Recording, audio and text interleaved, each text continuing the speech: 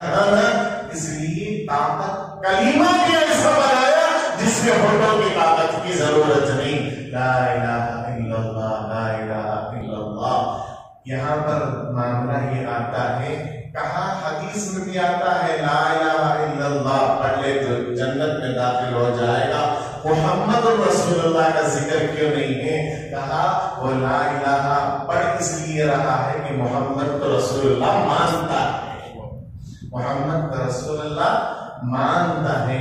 और एक आशिकाना इसमें भी हिकमत ये है, आशिक पहले अपने महबूब का नाम लिखता है, आशिक पहले अपने महबूब का नाम लिखता है, बाद में अपना नाम लिखता है। नौजवान बैठे हैं, मोहब्बत करने वाले बैठे हैं, बीवी से मोहब्बत करते हैं, बीवी से मोहब्बत करते हैं, कौन पर करते हैं? कौन ही नहीं करते? अपनी बीवी से पूछो ना सवाल। कौन मोहब्बत करते हैं तो पहले बीवी का नाम लिखते हैं।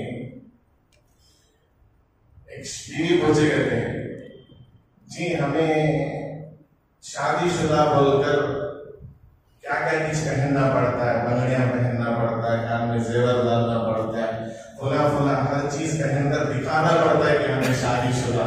तुम ना मर्दन को क्या भी नहीं है ना, तो ने बोले कहते हम ना सूरत ही फंस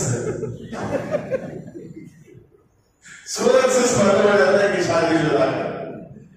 तो मोहब्बत में बंदा पहले अपना नाम नहीं लिखता, आशिक का नाम लिखता है, जिसे चाहता है उसका नाम लिखता है। लेकिन कलीमे में अल्लाह ने पहले अपना नाम लिखा और महबूब का नाम बाद में लिखा। वजह क्या है? उसका आशिकाना जवाब ये है, अल्लाह अकबर। अल्लाह कहते हैं तुम्हारी जुबान इस काबिल नहीं है कि मेरे महबूब का नाम ले सको, पहले मेरा नाम लेकर जबान साफ कर लेना।